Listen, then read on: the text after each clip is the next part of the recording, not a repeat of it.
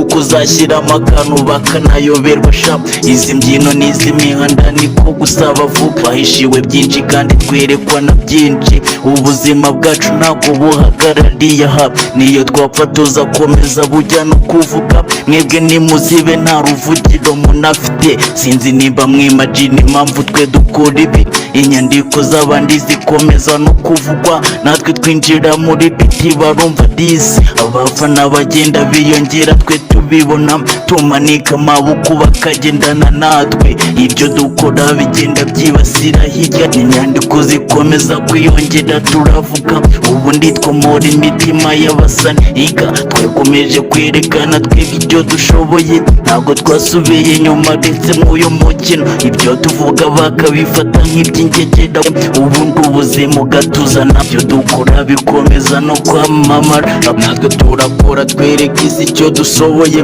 gusubira inyuma tubigira kirazira sha. Amakosa yacu ahinduka ibisubizo niga, mvuga kugira ngo uzabashe kwibasira isi. Amahanga akomeza kubona icyo dushoboye, wabona n'icyorezo nabizi, ariko se sinzi koko nimba ariko mbizi. Wecyo uvuga kuziburya nta nubwo ubukizi.